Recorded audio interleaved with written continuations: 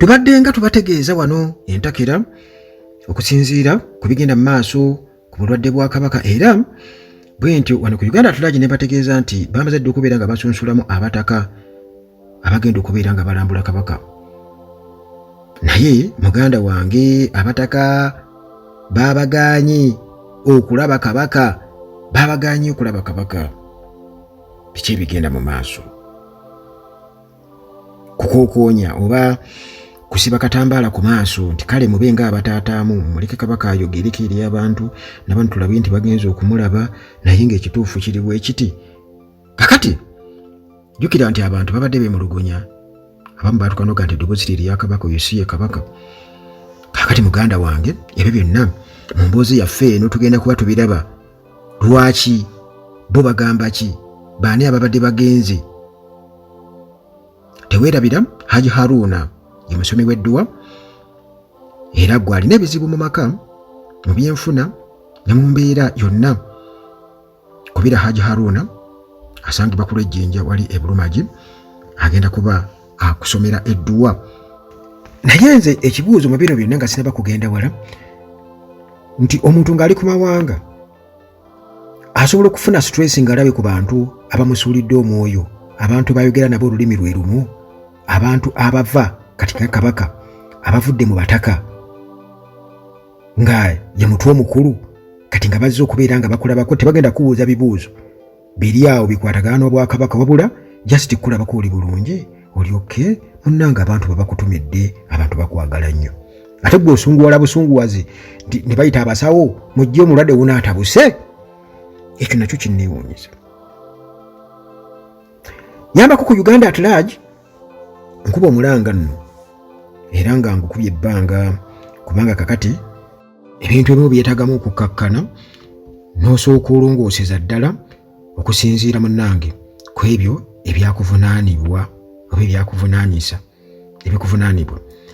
Kale n'olw'ensonga eyo nsaba gwe wenna alina kaalina kwata onyambako ku mukutu guno ogwa Uganda at large tusobole okubeera nga tugenda mu maaso kubanga mbadde njagala ate kukomawo mu full swing. Gwe wenna ayagala airport taxi oba alina ekitereke oba ayagala emmotoka ng'oyagala kupangisa omuntu akuvugamuuko omwesigwa gw'osobola okutuma nti ntwalira kino wano oba jangu nno ku airport ontwale wano nga tewali kweralikira oba jangu nkima ontwale ku airport oba ng'oli muno mu Uganda kubira omukulu Mukisa ku 074060530 bamuyita Mukisa era nga ali ku 074060503 sembyayo 0.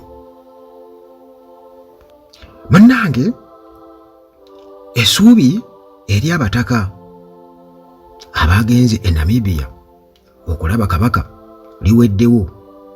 Bano munnange baakabatemye nti tebalina mukisa gwonna kumulaba okujjako nga Obwakabaka bwa Buganda n'abasawo bakkiriza. Kino kinyogozza abataka abatono abagenze abataano. Wetwogerera bino oba woolirira bino wayinza okuba waliwo ekyakyuseemu era nja kujja mbannyonnyole. Naye nga maganda bange bwe baasitukidde okuva wano bamaze okukuŋŋaanya akasente kaabwe ne balinnya ennyonyi ne bagenda ebyabaddewo baabagaanye.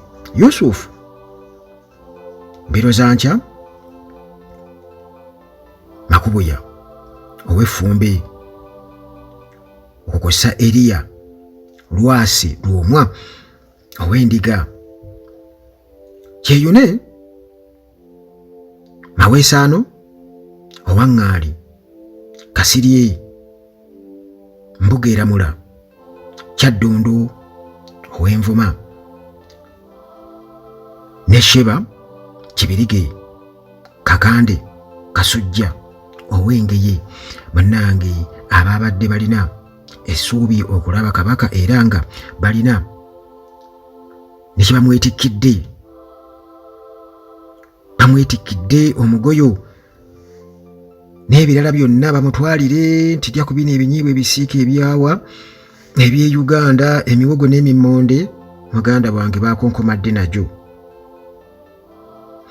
Amyuka omubaka wa Uganda e South Africa Kintu Nyangu yannyonnyodde nti abataka bamaze dda okubategeeza mu butongole ku nsonga ez'okuba nti tekijja kusoboka kulaba kabaka kubanga munnange abasawo be baasalawo awummule abatali kutaataaganyizibwa. Tebagenda kulaba kabaka, abasawo baasalawo awummule abatali kutaataaganyizibwa. Jjukira nti bano basitudde okuva wano e Kampala enteekateeka zonna Katikkiro Charles Peter Mayiga zonna azimanyi nti kyalibadde kiri nti akyatulirawo nti bannange mbabuulire temutawaana kugenda eri kubanga mateeka g'abasawo tebagenda kubakkiriza kumulaba, tugenda kuswala ate mukole ki, mutandika okutuvumaganya abantu batandika okubeera nga bampeereza zibbomu. Kaakati ebyo byonna muganda wange nga biri bityo, Ambassador Kintu Nyago yasinzidde mu kibuga Pretoria e South Africa n'ayogera n'annyonnyola ensonga lwaki munnange abataka ba Buganda 5 baagaaniddwa okulaba kabaka. Ekitebe kya Uganda ekye South Africa kye kitwala n'amawanga amalala 5 okuli Namibia, Eswatini, Lesotho, Zimbabwe ne Botswana. Omulangira Joseph Ndawula Sajjabbi eyalabikako mu bifaananyi nga afukaamiridde kabaka e Namibia si mubaka mujjuvu oba gwe baduyita ambassador omujjuvu owa Uganda e Namibia, wabula munnange akiikirira Uganda e Namibia Council okufaananako nga omugagga Godfrey Kirumira bw'akiikirira Namibia mu Uganda nga akolera wansi wa ambassador Lebias Tangeni Tobias omubaka wa Namibia e Tanzania nga yatwala ne Uganda. Okitegedde kaakati muganda wange Ambassador Kintu Nyago nga ye mumyuka w'omubaka wa Uganda e South Africa Paul Amoru yannyonnyodde bw'ati nga nnyonnyola, yagambye njagala banna Uganda mukimanyi nti Ssaabasajja Kabaka wa Buganda gy'ali e Namibia ali mu mikono gy'abasawo be bennyini. Abasawo ba Ssaabasajja baasalawo munnange awummule abatali kutaataaganyizibwa. Gwe bw'olabanga famire ye tennagenda kumulabako, awo omanya nti munnange waliwo ensonga. Kabaka alina abaana be era alina famire ye. Tuddayoko ku nsonga yange gye nabawaako emabega, ku nsonga yange gye nakola ki, gye nabawaako emabega. Kitulaba abaana be, tulaba obutambi Basanga Yambogo bali mu Masapi, tulaba byonna tubiraba. Tugamba kati omuntu otuula n'otako okulowooza nti omwana ono yalibadde titumulaba nga amaziga gamuyitamu. Awo nno nze ne ŋŋamba nti bino nja bigenda mpola. Kakati muganda wange bw'atyo Ambassador tugamba nti mwawulidde nti Sangalyambogo oba Jjunju, tugamba abuuza nti mwawulidde kibuuzo nti mwawulidde nti Sangalyambogo oba Jjunju nti yagenze e Namibia okumulaba? Timwakiwuliddeko? Ekyo mwakiwuliddeko? Abataka bajjajjaffe bantu bakulu nnyo mu Buganda era bassibwamu ekitiibwa, era bwe baatuuse e Namibia twabaaniriza nga bajjajja ba Buganda era baasisinkanye n'ab'ebitongole eby'enjawulo mu Namibia abakwatibwako ensonga eno. Kyokka abataka mu kujja e Namibia tebazze na bbaluwa ebasemba okuva e Mengo oba okuva mu famire ya Ssaabasajja oba olukusa okuva mu basawo ba Ssaabasajja. Bino saagala kubiddamu kuba bigambo bya muntu ambasada Kintu Nyago, era nga ye mubuyuka w'omubaka wa Uganda e South Africa Paul Amuru kati yatunnyonnyola. Kaakati atugamba nti naye ekirungi beetuukidde, anti munnange nammwe mukimanyi nti eyeetuukidde era bwe banaabeera nga bakomyewo mu Uganda bajja kunnyonnyola bazzukulu baabwe nti Ssaabasajja gy'ali era mulamu alamula. Bajja kunnyonnyola. Amaaso g'Omuganda gali mu ki? Gali mu ngalo teweerabira. Kati munnange bw'atyo n'atutegeeza nti njagala okutwala omukisa guno okutegeeza abantu bonna mu Uganda nti Kabaka ajjanjabibwa ate obujjanjabi bwafuna bwa kikugu ddala era abujjumbidde bulungi nnyo. Kyokka munnange abasawo be baasalawo aleme kutaataaganyizibwa.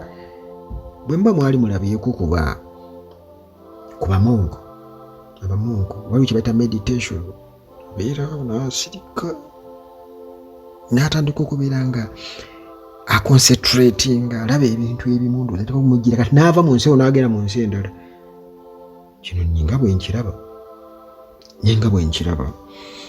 Kaakati munnange ekirala ate omukulu ono atunnyonnyola, njogera ku ambasada Kintu Nyago nga ye mumyuka w'omubaka wa Uganda e South Africa.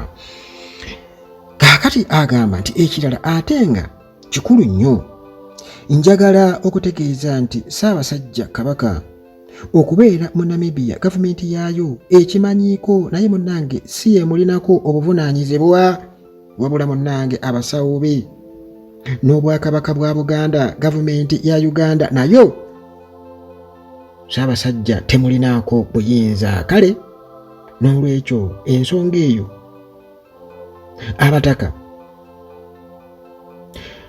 tugibagambye era ekirungi bazitegedde bulungi ensonga nti kabadde katinko kyategeeza mu bufunze nti kabadde katinko okubeera nga musitula ne mumala ssente zammwe. Bannange naye ze neebuuza kati ate Kabaka okumuwa ekiwandiiko kisoma tekuba kutaataaganya kujjanjabi kubanga bamuwadde ekiwandiiko nakisoma. Baali badde mu tukwatira bukwatize ng'ali oba mujuki oba ali kunywa kacaayi n'atuweevingirako bw'ati n'aseka n'amwenya oba n'akola ekintu ekirala kyonna naye kati otuuka okusoma ekiwandiiko oba yensobola ki yasoma ebintu ebitajja ku peegi ng'abisoma ku peegi 2. Kale ffe kati mbannyonnyola nzizayo ku mukulu oli. Kale ffe ng'ekitebe ekya Uganda e South Africa nga ffe tutwala Namibia abataka twabaaniriza, naye munnange tetuyinza kumenya mateeka g'abasawo okukkiriza omuntu yenna okugenda okutaataaganya Ssaabasajja. Kati okugaanibwa kwabwe okugenda okulaba Kabaka munnange bakitegedde nti kyasinzidde ku mateeka g'abasawo era nabo nsuubira bakitegedde. Bwe banaabeera nga bakomyewo bajja munnange kusobola okunnyonnyola abazzukulu nti Omutanda gy'ali ajjanjabwa era munnange gy'ali tumukuuma. Abataka bano agamba nti yayogedde nabo ku ssimu tebereza naye kennyini teyasisinkanye bataka bano, yayogedde nabo ku ssimu. Agamba nti nayogedde nabo ku ssimu nembawa okuwabula kuno era n'abakulu okuva mu ministry ya Namibia ey'ensonga ez'omunda ne ministry ey'ensonga z'ebweru nabo bayogedde nabo ne babategeeza buli kimu. Kwegamba ono gwe twogerako Ambassador Kintu Nyago nga ye mumyuka ate omubaka wa Uganda e South Africa mumyuka, naye mu bumyuka bwe teyasobodde kwogera n'abataka wabula yayogera nabo ku lukumo lw'essimu. Kakati ate abasisinkanye abataka be bakola mu ministry ey'ensonga z'ebweru e Namibia be babasisinkanye kati bali na Namibia tebanalabako ku Muganda yenna oba ku Munnayuganda yenna, balina ba Namibia be boogera nabo directly. Kwegamba mu buliwo naye bali boogera nabo ku ssimu. Kati bano abali emmengo bagamba nti waliwo ekigambo kya Nobert Mao kisaagala kukozesa mu kiseera kino naye laka nkikozese mulaga nti emmome kale mugende akatinko kajja baggwerako eyo. Basajja batu ne basitula mu bataka abangi be tulina abeesobodde ne bakuŋŋanya akasente kaabwe nga bano babatunuulidde bati ne bagenda gati kale mugende kinaakokka be batyo. Munnange omukulu atutegeeza atugamba nti mukulu Kintu Nyago atugamba nti kati ebiddirira ku ntambula yaabwe ne programu yaabwe be bagimanyi bano aba ministry eya ensonga z'ebweru Namibia be bagimanyi, kubanga munnange ekirungi mu ggwanga babakkiriza okugendayo. Kwegamba basobola okugendayo nakyategeeza ne balya ku ice cream ne bagendako ku beach ne bakola buli kimu kye baagala kubanga ministry ekola ku nsonga z'ebweru ebimanyi. Kati yoolwo kati nadda ku bibye, kyategeeza nti kati olwo ye nazzaako olukomo lw'essimu nadda ku bibye. Jukira ku ssimu temusobola kwogererako babantu, yinza okuba omu yayogera tunannyonnyola bano abalala abana anti bagenze bataano. Kati olwo nadda ku bibye nti kasita ministry ey'ensonga z'ebweru wano mu ggwanga ababaaniriza bulungi era bakimanyi nti babadde batuuse mu ggwanga, kati ebiddirira entambula zaabwe bali free okugenda okulya ku ice cream n'ebirala. Kakati munnange abantu be bato ne bannyogoga okunnyogoga semannyogoga. Munnange kaweefube obw'okwogerako n'abataka tetunaba kubeera nga munnange atumukwasaganya bulungi akyagudde butaka, kubanga munnange n'essimu zaabwe zaabadde teziyitamu teri international roaming kiki, wabula ensonda zaatutegeezezza nti baawotose nnyo bwe bakabatemye nti munnange baakotoggedde. Kugamba oba nkinyonnyole ntya, kwegamba okutolontoka olugendo olwo lwonna lwabafudde busa okutindigga eggenda eryo okuva e Uganda, era nga bannange balina n'ebintu bye babadde beetikidde kabaka ebimu nga munnange bya nnono kyokka ne batasobola kumulaba, bamwetikidde ebintu ng'ebimu bya nnono. Kano kakwate kabajjajjaabo, omugoyo guno, emimmonde gino, embulugunya zino, oba oli bamwetikidde gundi ku maanyi gavvu, embeera ng'eziri zibasikisevu byonna. Muganda wange n'ovakkedo, ate vakkedo mumumanyi ayingira mangu. Kakati gwe olu munoga wano n'olinnya ennyonyi n'ogenda e Namibia baba kyakwetoloozaawo ng'atandise okubeera ng'agonderera. Nayinza awo muganda wange awo vakkedo ayengedde sibaako nakwejjusa kwonna kasitamba nga nze bwendi ntandikirawo. Kati munnange kifo ki kabaka gyajjanjabirwa? Jjukira nti eno ate emmengo yafulumiza dda enteekateeka ez'amatikira ag'omutanda, bagifulumiza dda. Naye kabaka ekifo gyajjanjabirwa e Namibia kyesudde kilomita ezisukka mu 7 okuva mu kibuga ekikulu Windhoek. Naye abataka bwe baali bava mu Uganda baakola pulogulaamu ya nnaku 5 nga babadde balina essuubi okulaba ku kabaka ku Lwokuna oluyise luno. Babadde balina essuubi okulaba ku kabaka ku Lwokuna oluyise luno lwe tuyikubye emabega. Munnange katuli mu wiiki endala olwa wiiki eri kyentegeeza abataka munnange baakedde nga balina enteekateeka etandika olugendo kubanga babadde bafunye abalagirira ekifo waali n'entambula, wabula munnange ne bafuna amawulire nti tebayinza kumulaba okuggyako nga balina ebbaluwa eva e Mengo gye batabadde nayo. Ne kakati kati bagenze tebalina bbaluwa, bagenze kulaba ku babadde bagenze okulaba ku oluganda oba abo bamanyi ti omuntu waffe tugenze kumulabako ebyaffe ebyano wemanyi ebye Uganda.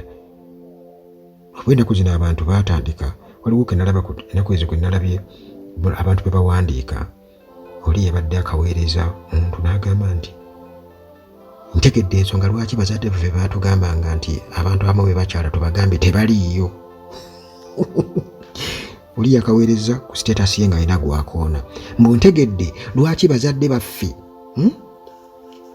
baatugambanga nti abantu abamu be bajjiika ne babuuza nti taata gyali oba maama gyali mubagambe taliiyo.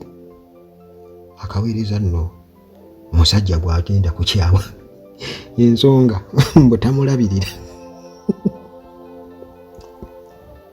Kaakati ensonga eyo nayo nkulu nnyo. Bibeera ku WhatsApp z'abantu ga status nogamba bano balina obuzibu okay ali mu kumukoona. Kakati nange nabana abataka bakitegeera luvannyuma nga batuuse e Namibia lwaki bazadde baffe baatugambanga nti abantu abamu be bakyala nti gundi bwajja ne gundi mubagambe siriiyo. Bannange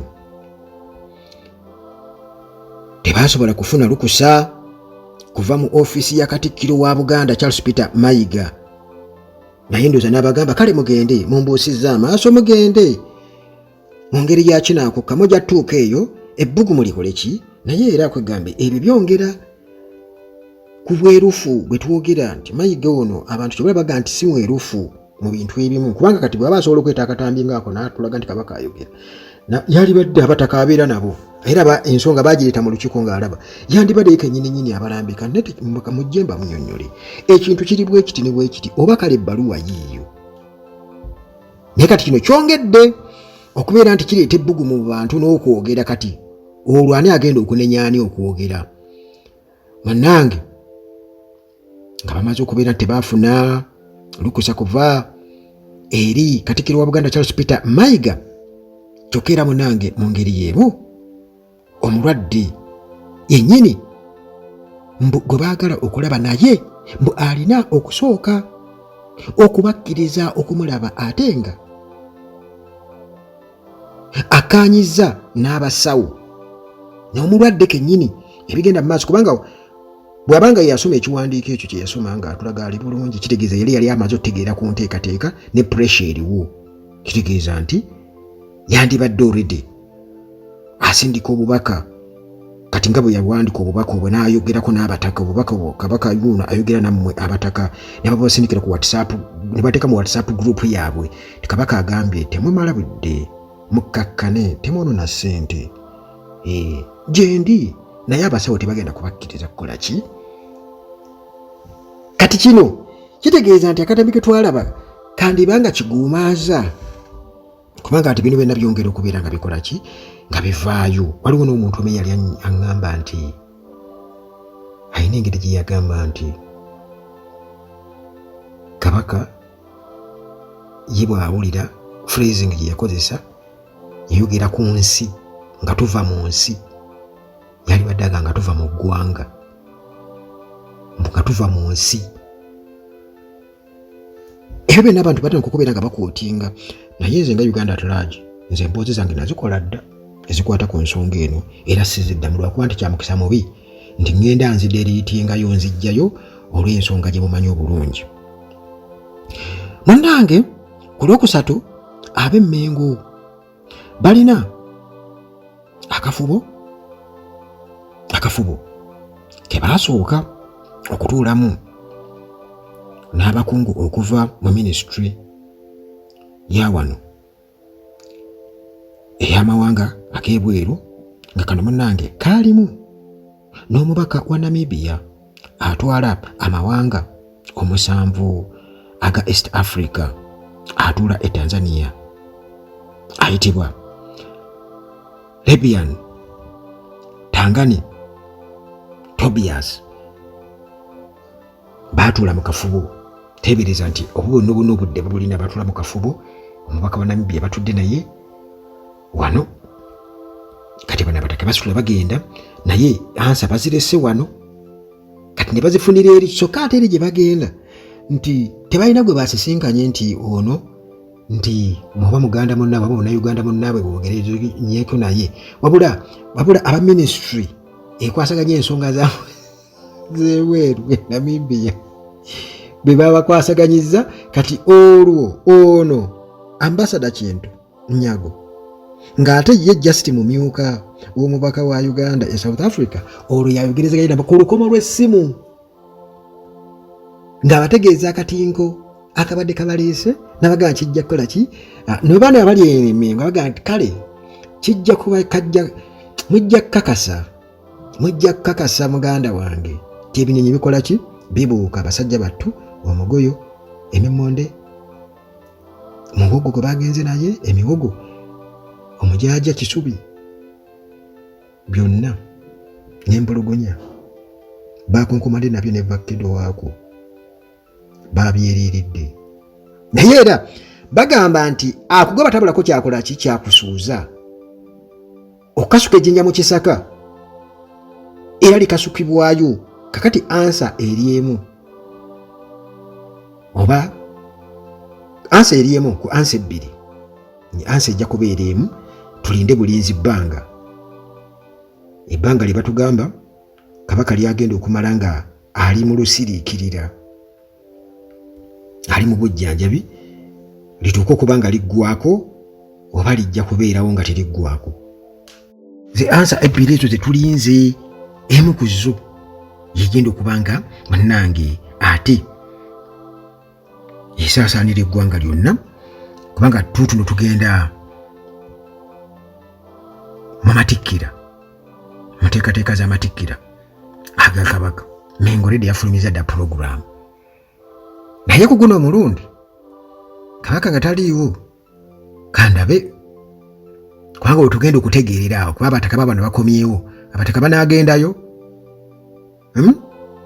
ku matikkira g'omuntu kwe batalabako bannayuganda banaagenda oba singa olunaku lukyenkya ne batekawo emisinde egya kabaka birthday run abantu banaagenda ebyo byonna byetwolekedde okubeera nga tulaba kubanga tukimanyi bulungi nnyo nti ebintu bino bibeeramu ssente okukuŋŋaanya ssente muzino simanya nkuuka ebyo byonna bannayuganda balina okulagira amaanyi gaabwe era mayiga naye awo alina okutegeerera nti bino kumpi nabo era mba nange mbisuubiramu ssente nange kwe maanyi gembuukuza bannayuganda baabano bannange obutebe bukalu abantu tebazze ku matikkira abantu tebazze ku netulinda kabaka jje